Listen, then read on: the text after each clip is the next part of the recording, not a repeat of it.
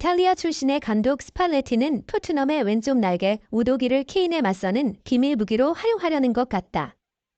유로 2024 예선이 진행 중인 가운데 유럽 축구 강국인 영국과 이탈리아의 대결은 전 세계 축구 팬들의 관심을 집중시킨다. 이전 대결에서 영국은 이탈리아를 2대1로 이겼는데 결과로 이탈리아의 로베르토 만치니 감독은 어려운 상황에 처해 있었다. 원정 경기에서 영국을 3대0로 해야 하지만 이탈리아는 복수의 기회를 기다리고 있다. 30년 만에 나폴리를 우승으로 이끈 명성 있는 스팔레티를 로베르토 만치니 감독의 후임으로 임명했다. 사람들은 스팔레티가 나폴리에서 적용한 현대 축구를 이탈리아 대표팀에 도입할 것으로 기대하고 있다.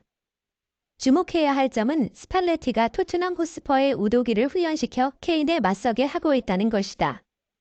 그는 우도기를 비밀 무기로 사용할 계획이라는 추측이 많다. 영국의 부카요 사카가 골을 넣으면 이탈리아는 동점을 해야 하고 사카가 골을 넣지 않으면 이탈리아의 승리로 경기가 끝날 것이다. 이 긴장감 넘치는 경기에서 이탈리아의 골키퍼 도나룸마는 사카의 슈팅을 막아냈고 이를 통해 이탈리아는 유로 2020 우승을 차지했다. 이번 유로 2024에서는 영국과 이탈리아가 같은 조에 속해 있으며 첫 라운드에서 영국이 이탈리아를 2대1로 이겼다.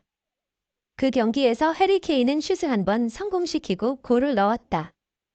통계를 바탕으로 케인은 좋은 성적을 거둔 것처럼 보이지만 그의 경기 평점은 6, 9로 큰 고문을 한 것은 아니라고 평가받았다.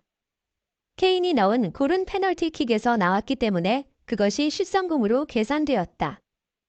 이 경기에서 해리 케인은 이탈리아의 수비 라인에 의해 엄격하게 통제되었으며 그로 인해 공을 16번 잃었고 성공적인 패스 비율은 단지 50%에 불과했다. 일반적인 공격수는 성공적인 패스 비율이 약 80%이며 상대 팀의 수비를 돌파하려고 할 때 5대 10회 공을 잃는다. 케인이 16번의 공 손실을 한 것은 그가 대부분의 공격을 중단시켰음을 의미한다. 그럼에도 불구하고 이탈리아의 만치니 감독은 홈에서 2대1로 영국에게 패한 후 해임되었다. 만치니의 후임은 나폴리를 30년 만에 우승으로 이끈 스팔레티 감독이며 나폴리에서 중앙 수비수 김민재를 주목받게 했던 사람이다. 직책을 맡은 후 스팔레티는 북마케도니아와 1대1로 비긴 다소 부진한 시작을 했다. 그러나 이후에는 그는 이탈리아를 이끌고 우크라이나를 2대1로 이기고 몰타를 4대0으로 크게 이겼으며 아주리 대제건에 대한 긍정적인 평가를 받았다. 많은 팬들은 토트넘에서 왼쪽 백으로 뛰는 우도기와 토트넘 핫스퍼의 골키퍼 비카리오가 프리미어 리그에서 빛나게 기대하고 있다. 그럼에도 불구하고 이탈리아의 정식 골키퍼 포지션에는 PSG에서 온 도나룸마가 선택되었고 세계 최고의 왼쪽 백 중 한 명인 페데리코 디마르코가 왼쪽 백 포지션을 차지하여 우도기는 대기석에 앉아 있어야 했다. 그럼에도 불구하고 스팔레티는 토트넘에서의 우도기의 고위치에서의 공격적인 플레이에 주목했으며 다시 말해 우도기는 왼쪽 백이지만 팀이 공격할 때 종종 윙어처럼 움직인다. 이 경기에서 해리 케인은 이탈리아의 수비에 굳게 통제당해 16번이나 공을 잃었으며 성공 패스율은 50%에 불과했다. 굉장히 나쁜 성적이다. 보통의 스트라이커는 성공 패스율이 약 80%이며 상대방 수비를 꿰뚫으려 할 때 5대 10번 정도 공을 잃는다. 케인이 16번이나 공을 잃은 것은 그가 대부분의 공격을 중단시켰음을 의미한다. 그럼에도 불구하고 이탈리아의 만치니 감독은 홈에서 2대1로 영국에게 패배한 후 해임되었다. 만치니의 후임으로는 스팔레티 감독이 선임되었으며 그는 나폴리를 30년 만에 챔피언으로 만들었고 나폴리에서 중앙 수비수 김민재의 능력을 끌어냈다. 스팔레티 감독이 직무를 맡은 후 북마케도니아와 1대1로 비기는 등 좋지 않은 시작을 했다. 그러나 이후에는 이탈리아를 이끌고 우크라이나를 2대1로 이기고 몰타를 4대0으로 크게 이겼다. 아주리 대제건에 대한 긍정적인 반응을 받았다. 많은 팬들은 토트넘에서 왼쪽 수비수로 뛰는 우도기와 토트넘의 골키퍼 비카리오의 뛰어난 능력을 기대하고 있습니다. 그는 현재 프리미어리그에서 뛰어난 활약을 펼치고 있다. 그러나 이탈리아의 1번 골키퍼 자리에는 PSG에서 온 도나룸마가 선발되었고 세계 최고의 왼쪽 수비수 중 하나인 페데리코 디마르코가 왼쪽 수비수 자리를 차지해 우도기는 대기석에 있어야만 했다. 그럼에도 불구하고 스팔레티 감독은 토트넘에서의 우도기의 공격적인 위치에서의 플레이에 주목하였으며, 다시 말해 우도기는 왼쪽 수비수지만 공격할 때는 종종 외야 선수처럼 움직인다. 이 주장을 뒷받침하기 위해 하프타임이 끝나고 추가 시간 동안 오도지는 상대편으로부터 공을 빼앗아내고 상대 수비수들의 압박을 피해 패스를 연결하면서 동료팀이 결승골을 넣을 수 있도록 도왔습니다. 네 번째 골이 들어가자 스팔레티 감독은 박수를 치며 매우 만족스러운 표정을 보였습니다. 이 장면을 본 후 다수의 축구 전문가들은 스팔레티 감독이 우도기에게 원하는 것이 이러한 상황이라고 평가합니다.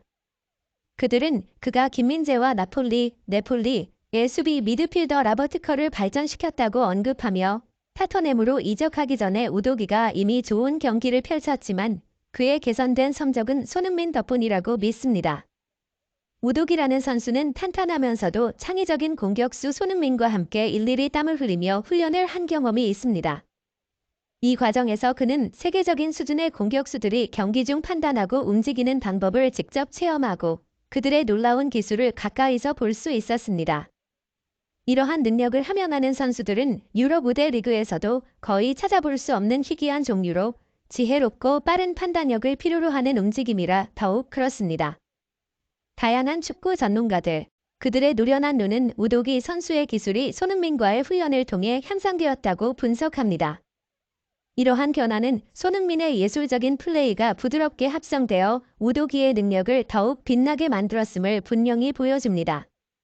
스팔레티 감독은 이 변화를 바탕으로 자신의 전략에 새로운 생명력을 불어넣을 계획입니다.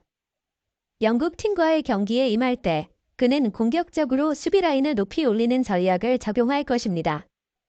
이 과정에서 만일 상대방에게 공을 상실하더라도 그는 걱정하지 않습니다.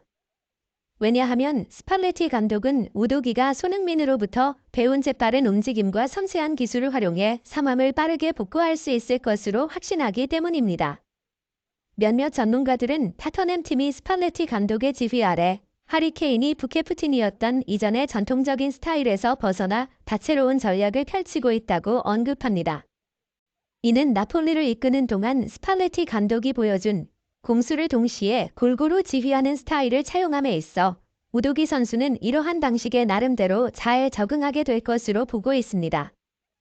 일부 사람들은 배우면서도 깨닫지 못하게 손흥민이 우도기에게 케인을 상대하기 위한 방법을 분명하지는 않지만 그럼에도 불구하고 가르쳤다고 주장합니다. 그들은 이탈리아 출신인 스팔레티 감독이 손흥민의 도움으로 케인을 상대할 수 있는 비밀 무기를 갖고 있다고 믿습니다. 이 주장에 대한 분석은 팬들 사이에서 폭발적인 반응을 일으키고 있습니다. 더 자세한 분석과 재미있는 비디오를 원하신다면 구독과 좋아요, 그리고 알림 설정을 잊지 마시길 바랍니다.